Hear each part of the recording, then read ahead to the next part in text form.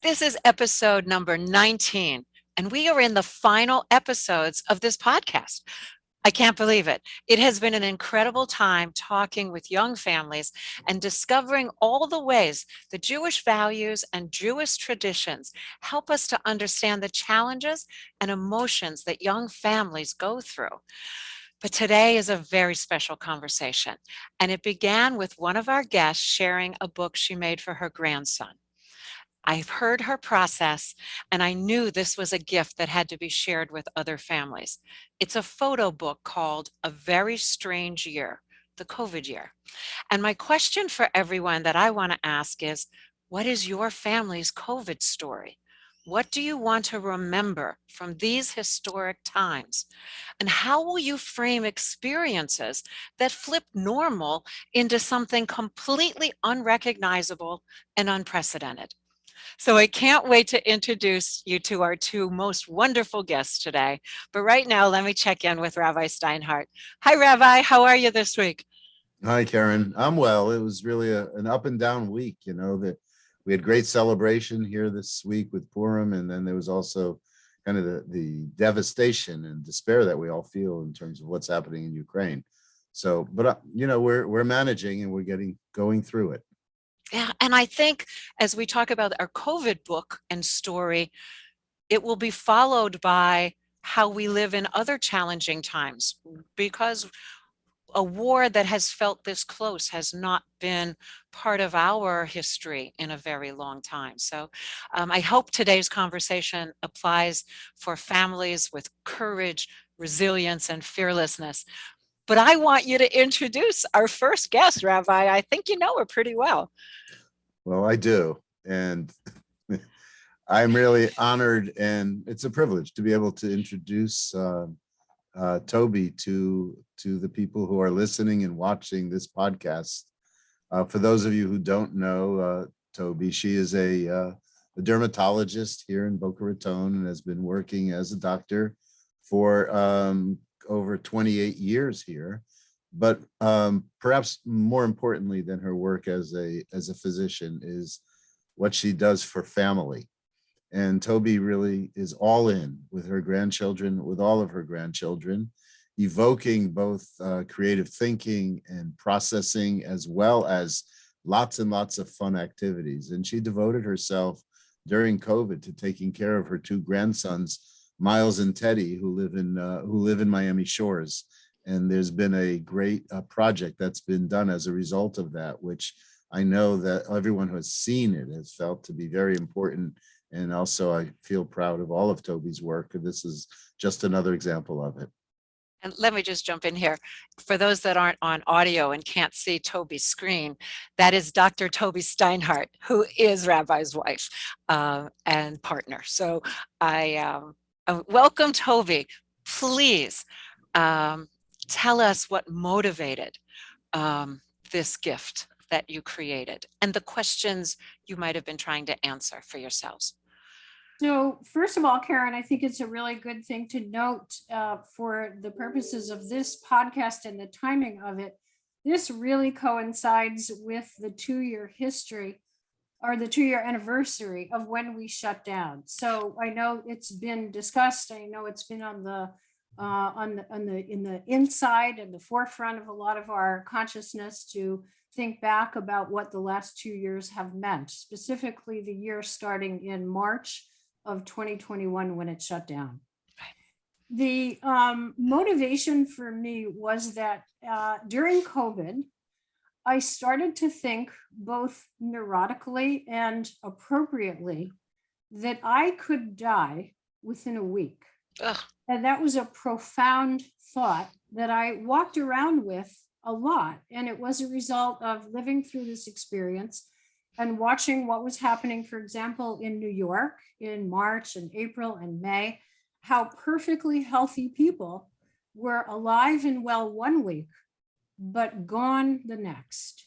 And so I started to think to myself, if that happened to me, what would I want to leave? What message would I want to leave for my grandson, my then 5-year-old or 4-year-old grandson, with whom I was spending a lot of time?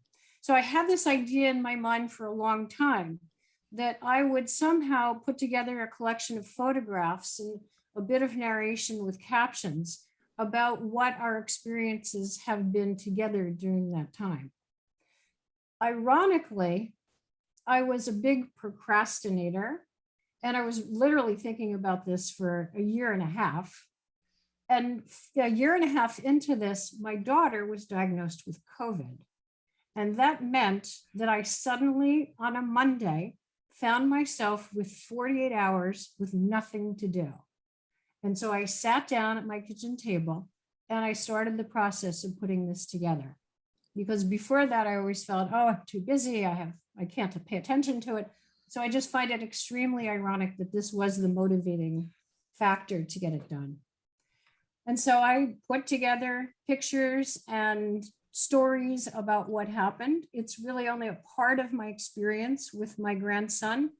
There was a lot of verbal interaction, storytelling, and conversations that we had that I didn't put in the book. But that was really what motivated me to do it. That's a context. And I know that each family that does this, whether it's a parent or a grandparent, their context will be unique and equally meaningful. At least I hope meaningful.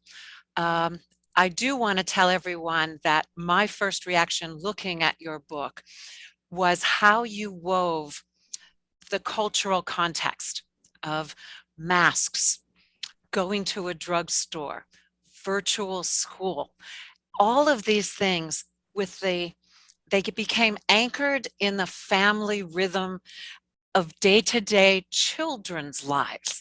So for me, that combination was so profound that I wanted everybody to have this same experience replicated. But let me introduce, before I ask you to show and tell a little bit and get into some of the specifics of what you chose and how you start pulling meaning and images. And Rabbi, I'm going to want you jumping back in because you are from a tradition of storytellers and meaning makers. But our other guest today is Dr. Karen Neal. And Karen, you are going to be, I want to interview you and I want you to be the interviewee in this conversation as well. So, but Karen is a magnificent storyteller in her own right. Yes, a professional storyteller. And she's also taught endless numbers of teachers and professionals to be better storytellers themselves. She's taught storytelling at FAU, Florida Atlantic University, here in Boca Raton for the last 20 years. She co-produces and co-hosts on National Public Radio, The Public Storyteller. We're a big fan of that. And also many other community storytelling events that I know and love as well. So, Karen, you are the best person I could imagine to help guide us through how do we find a way to tell our stories and to choose what we want to include, how we represent loss, how we represent joy and celebration, and possibly the cultural context of storytelling. Because if we're just telling it for ourselves, it's one thing. But Tobi's book is for her family, for future generations. And I know this is going to be a continually evolving story for all of us. So we just get a snapshot of now when we make a book like this, but I know it's going to grow and change. So welcome, Karen. Whether you'd like to share how storytelling helps us process the strange year, or whether you want to say something more personal about storytelling for families. Welcome, welcome, welcome. Well, I can't thank you enough for inviting me here today to talk about this subject. And I'll try to keep my remarks brief because I wrote a whole dissertation on family storytelling. This is exactly up my alley.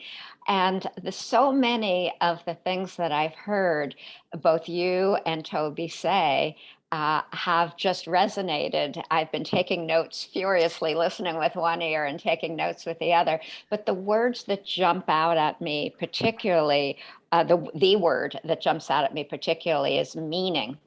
And meaning making, as we know from Viktor Frankl and way before then, meaning making is such an important element of what makes our lives livable. Right? If we find meaning in things, then we can go on, no matter how difficult they are, we can go on and take one step in front of the next.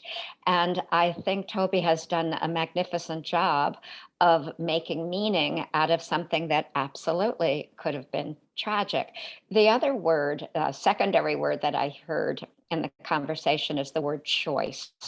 And one definition of art is that art is about choice. There's so many myriad elements of experience and of color and of material out there. How do we choose which ones to focus on? And those are going to be different for everybody. I was very interested before we got on the recording. I was very interested in something Rabbi said about survivors of the Holocaust and how difficult it was for them to speak. And I think I do a lot of work with Holocaust memoir. And I think what constantly people are up against is how do I choose what to say to which audience? And how do I choose what is relevant for now and what I can tell and what I can't tell? And these are going to differ for everybody. So it's so much a part of your comfort level as the teller, as well as your audience's comfort level. And storytelling is just like any communication, it's an exchange, and it's a two-way exchange, right? So we co-create content based on what we're seeing the listener respond to. So presumably, and I don't mean to speak for you, Tobi, but presumably when you were choosing these stories and these photos and everything else, you were thinking very carefully about what would resonate with your grandchildren. And that's so much a part of this. So it's definitely a two-way street. I'd like to spend a second talking about some of my concerns about the book, and then we can be more specific maybe about which stories. But I started to think a lot about memory in childhood. And I started to think, am I taking a chance here by the curation of the pictures and the narrative that I put in there? Am I replacing my grandson's story, his own personal experience, with my experience because I have been in a sense, the controller of that narrative? And that's obviously something I actually don't want to do. I want him to have his own memories as well as looking at it through someone else's eyes. So I read a little bit about memory in children and the development of memory before I came on. And just to help organize it, I find it helpful to think about two kinds of memory development. The first one is called episodic memory, and that's the earliest kind of memory a child might develop. And that starts at a very, I think really basically in maybe in toddler years. An example of episodic memory is that you are, the child is remembering the what, where, and when of something. So for example, the 18-month-old the mother has bought the 18-month-old a big blue ball, and that ball is in the child's bedroom. She places it in there, and then he wakes up the next day and he looks over his crib and there's that big blue ball again, and he begins to formulate an expectation that his mother has put this ball here, and he expects to see it the next day again when he wakes up. So that's an episodic memory. That's the very earliest kind. The second kind of memory occurs after the age of 4, and this begins to really happen in the 5-year-old and up. 5 to 7 is what the scientists say. That's called an autobiographical memory.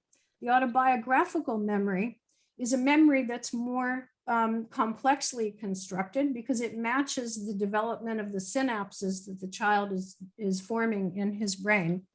That's a memory that might be explained like this. It has not just the what, where, and when, but it has in it also how, why, and who was involved. So how, why, and who. In this case, the example might be something like, okay, so now this child has an older sibling and the older sister comes in and takes that blue ball and throws it against the wall.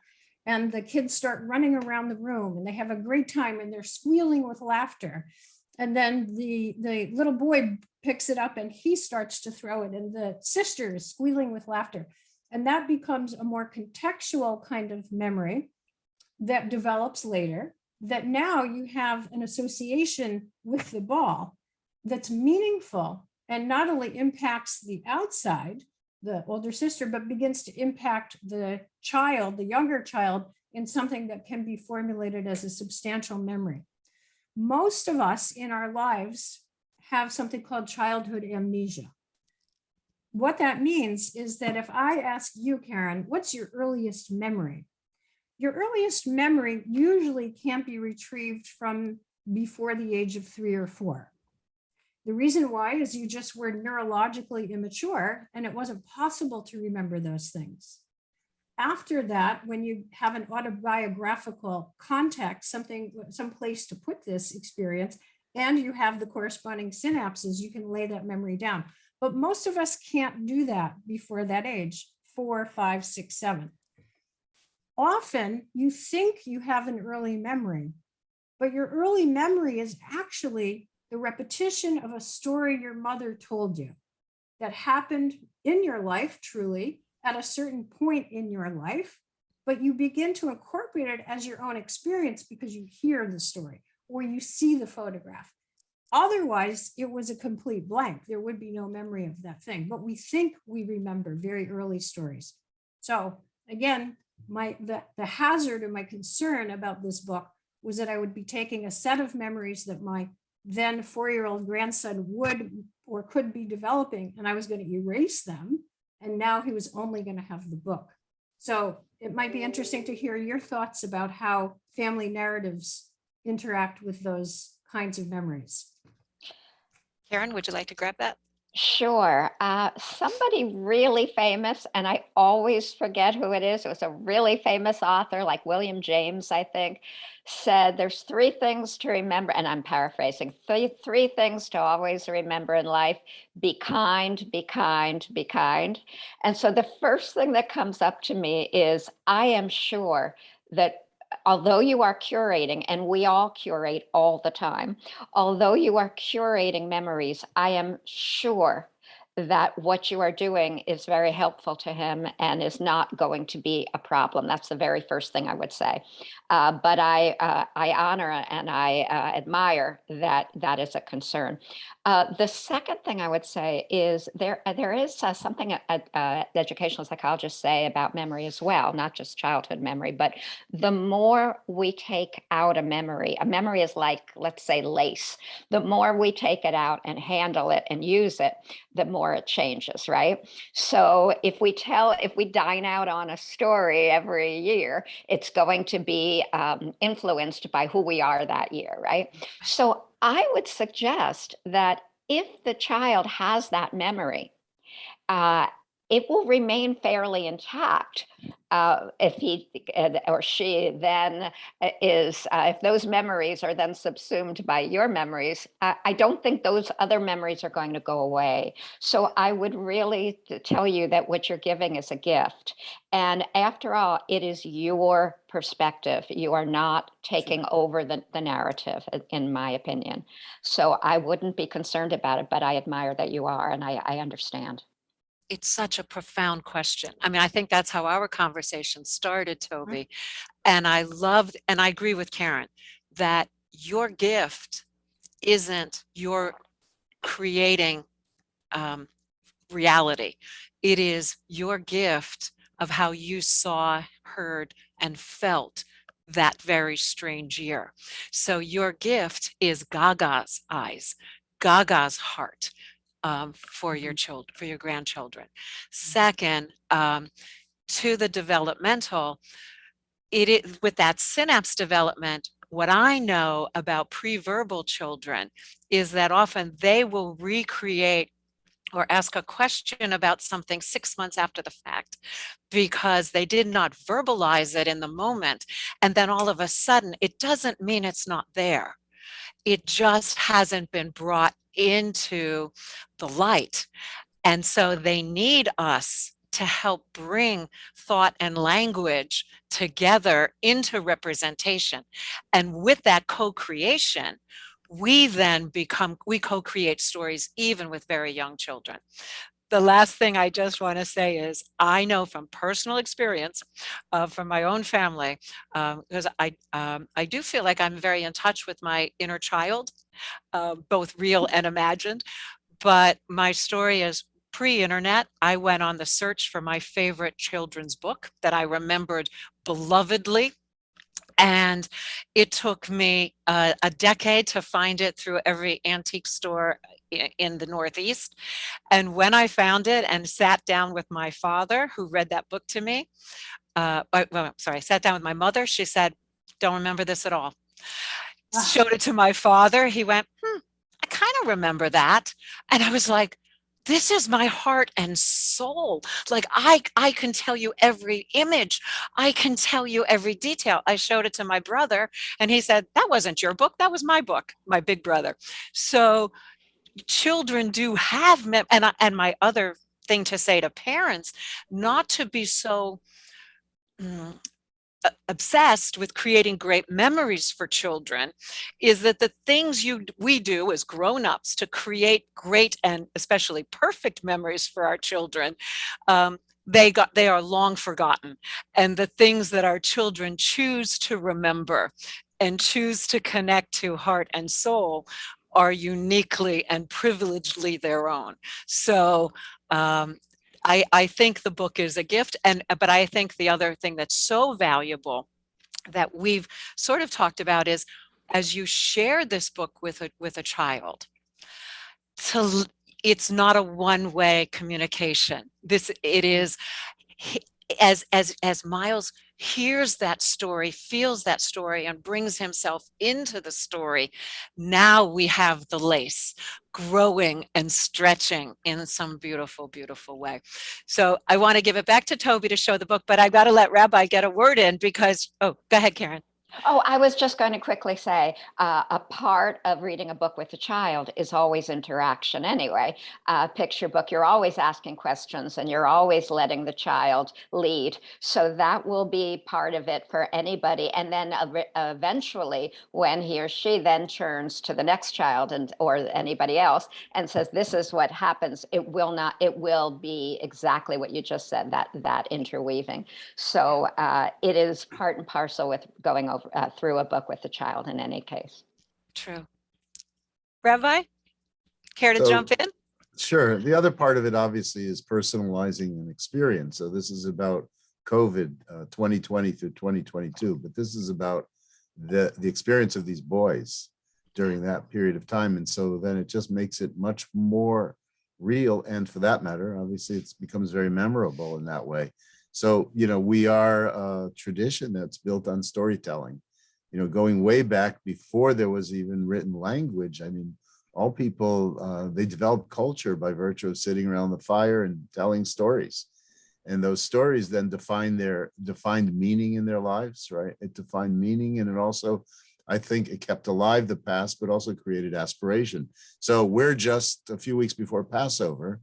Passover is all about telling the story. In the Bible, where Passover is mentioned, before the event even takes place of the great event, the great miracle of that night of the Passover, the Torah says that you're to tell your children this story. It hasn't even happened yet.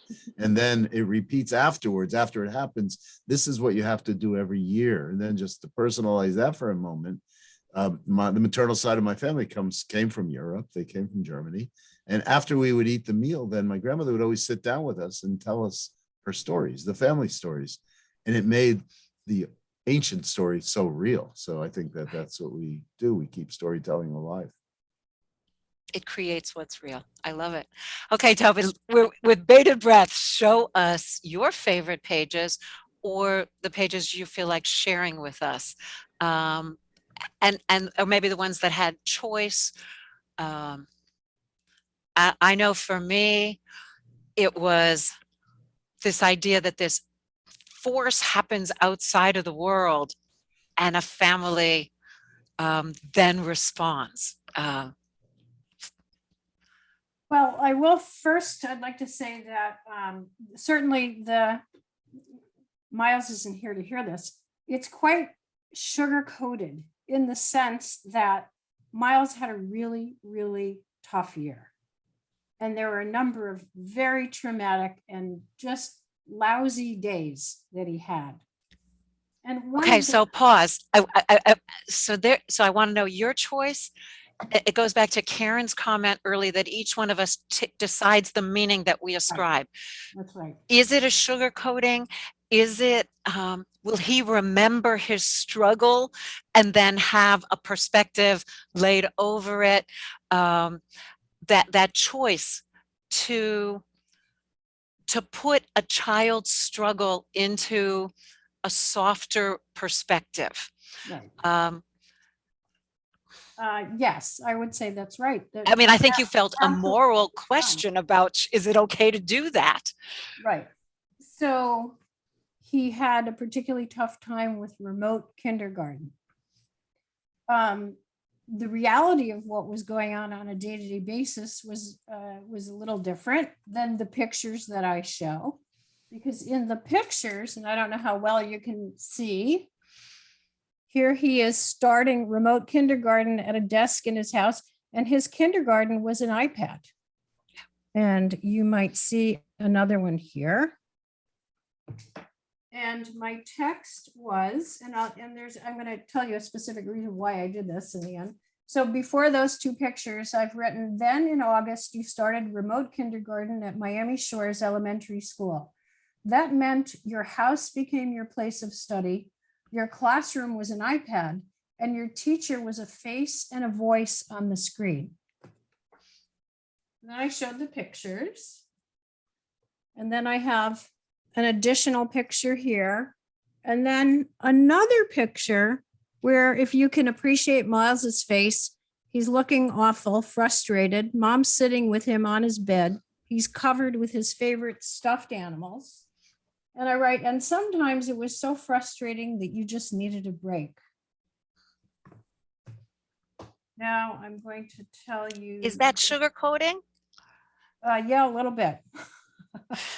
It is, because he had tantrums. Yeah. Now, I think it shows that. I think it shows his vulnerability. Yeah.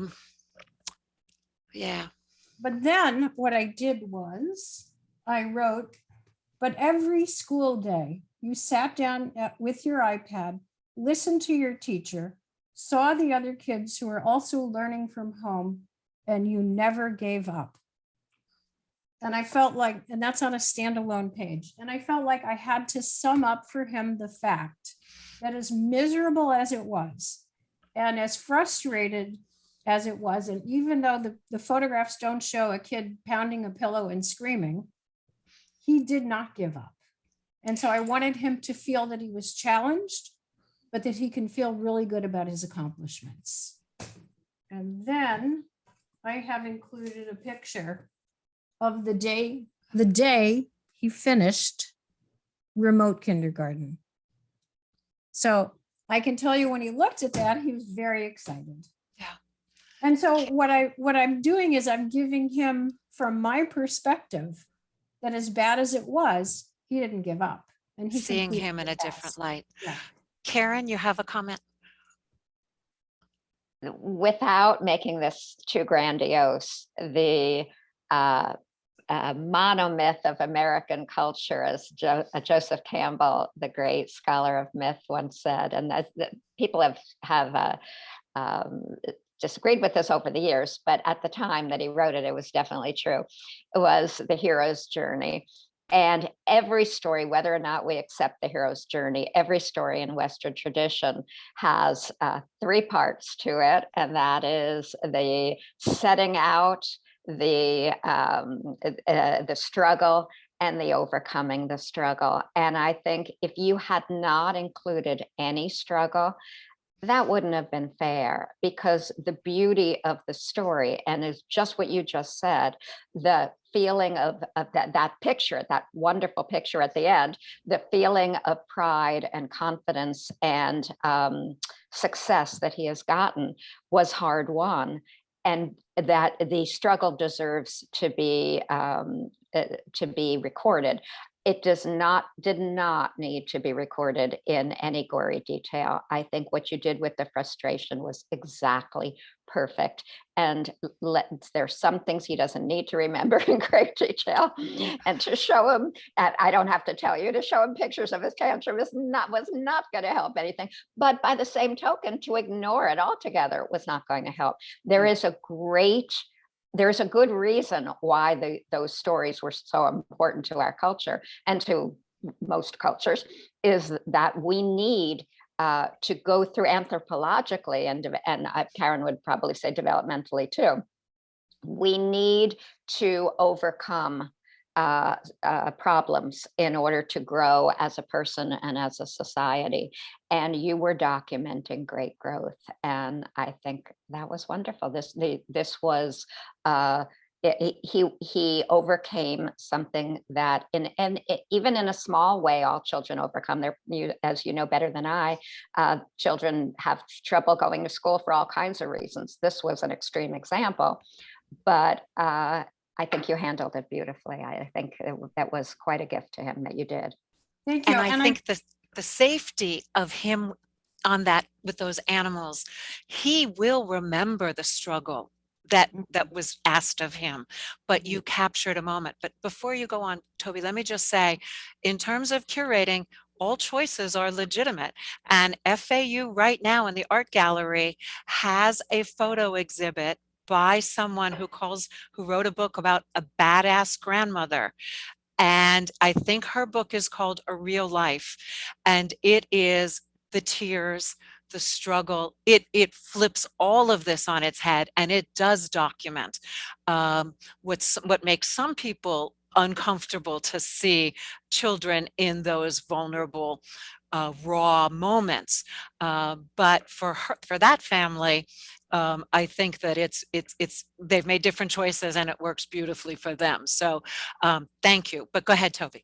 Yeah, I was going to say, Karen, yes, that model of the struggle and what you do to overcome it and coming out at the other end stronger for it. I think that for that year period, or that year and a half period, when both of his parents got COVID, the same kind of experience becomes symbolic of whatever struggles are coming in that year and then beyond that year, because there were, you could substitute many different times, words, actions, and results for this with the same structure of organization. So in a sense, we're organizing how, not only how the events happen, but then how do you resolve it in the end, and how do you feel good about what's happening? And I have to say, I think Miles has, based on a tape, I interviewed him recently, and he said some things into the phone about how he was feeling about COVID. I feel as if he has come out with a deeper love for his parents, or at the very least, the ability to express a deeper love for his parents, having gone through this experience. You know, I'm not the first person to say that we will all experience conflict in our lives. It's how we address conflict that expresses what kind of character we have. And the way we learn to deal with conflict is by being put in front of conflicts. If parents prevent any problem from ever touching the child will never be able to deal with the inevitable conflict. So I hate to say this was a gift for Miles. I don't want to go that far, but what you have been able to do is absolutely turn lemons into lemonade. Tobi, I'm going to ask you to share another page before we finish. As everybody can hear and see, we need to do this together in a meeting, in a workshop where other families can come and bring their stories, and we can show you all of Tobi's book. I would love, please email me, contact me, message me to follow up on this. I will say that I love the pictures in Tobi's book where she is in full dermatological headgear, because I never saw you like that. And it was like, whoa. And then the mannequins with the masks. You took some public pictures, interweaving them with your family pictures. And then my favorite, of course, is Miles getting his vaccine and being cheered by everyone at Walgreens. Local facts about South Florida, to the name of the stores, the name of his school. I think those are invaluable. But let me have Tobi show one more piece and then get a wrap-up comment from Karen and from Rabbi, because we could do this for a whole day. It is such a worthy topic, but please, everyone, think of how your stories will be told. Go ahead, Tobi. Okay, well, I would call this an advantage. I had the advantage of being out of work for 2 months. Now, normally it's not such an advantage, but it was an advantage because I was able to spend that time with Miles and help my very pregnant daughter at that point. And so it worked out well. I included, when I did go back to work, I included a photograph of myself. And in the sort of diary of the book, in May 2020, after 2 months off, I returned to work looking rather strange in my personal protection equipment. So I felt that was a dose of reality in the book. And then the other picture Perfect page is Karen, the one where I was in the Aventura Mall and I passed by a store, and this was the inside of the store.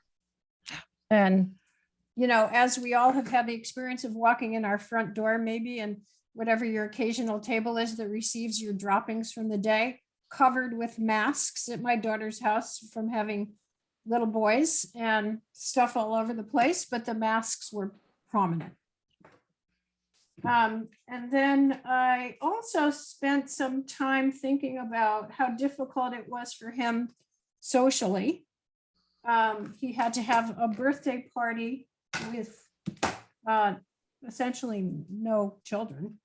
And I'm going to try to see if I can find it quickly for you. In July, he had a birthday where he was completely alone other than his local family. And that was hard for him. If I remember correctly, when you showed me the book, you curated that for a little emotional effect where you only had 2 family members in the photo. So it looked a little more sparse than it did in reality. Is that true?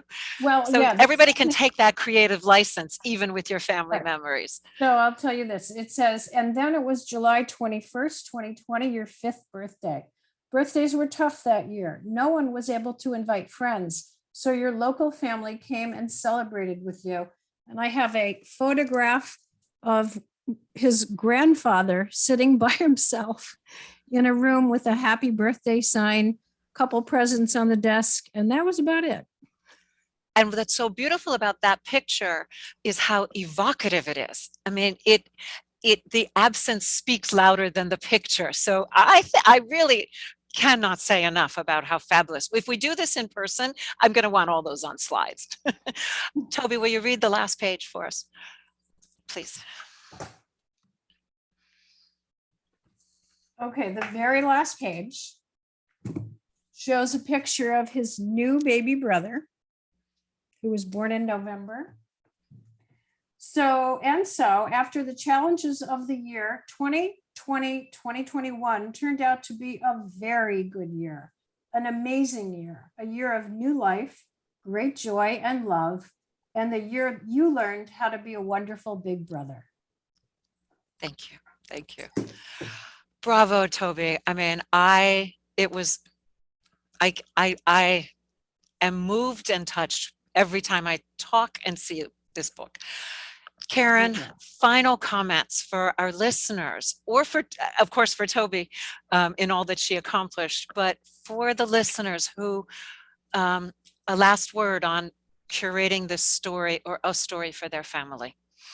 First, I'm sure I speak for everyone when I ask you, Karen, what was the name of that book? That was a seminal book for you and I've just got to ask you. Oh, The name of the book, Karen?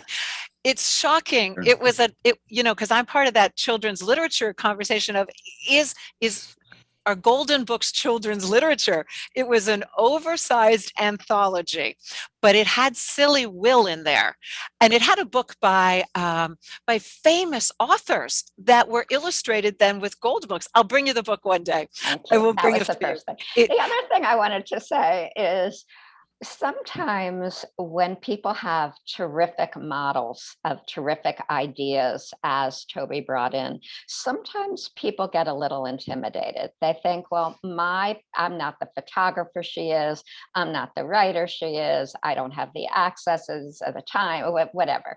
And I just want to point out that Tobi's book is Tobi's book, and that we all have our own beauty and our own artistry and our own families and our own way of doing things. And it's beautiful, and our families will love them because they're ours. And I don't want anybody to feel, or let me put it in a positive way, I would like people to feel encouraged rather than perhaps intimidated by this magnificent model, because this is something everyone can do on some level. And sometimes it may be just recordings, it may be picture, I mean, there's so many ways, maybe drawings, there's so many different ways to do it. Thank you so much. Rabbi, final Um, words? Yeah, so I began by speaking a little bit about how storytelling, we create meaning, but it takes effort. So obviously Tobi gave a tremendous amount of thought and time and energy to be able to create this. And that's what, like I would say to everyone who's a teacher and everyone who's a parent, I would encourage them to take some time and put in the effort. And it won't be Tobi's project, it'll be their project, as Karen said. And I think it's really important to do that. And by the way, in the middle of the pandemic, this is Karen Deerwester, I spoke to the staff about when we're able to come together again in a big room. I have an idea for a project that I want to do. And that is, I want to get big sheets of paper, hang them on the wall, put them on the floor, and let everybody do interpretive pieces on what it meant for them, or how they perceive what they went through, how they think about what they're coming to now. And I think that that's really important. And then the other thing is this, and this also is related both to what Tobi said and Karen Neal said, and that is that, and this is the Passover message in all this. The Passover is really a holiday about that which is bitter and that which is sweet. And that in order to really appreciate the sweetness, you do have to taste the bitterness. And that's life. That's the life that we're given. It won't go away. The capacity to be open and honest, to confront it, and then to say, I have the resilience to go beyond that. We have the resilience to go beyond that. That's where we find the blessing. Yeah. Thank you. Thank you all for your gifts. And we are here to support families out there on your journey and in your stories. Shabbat Shalom, everyone. Shabbat Shalom. Thanks, Shalom. Tobi and Karen. Thank you.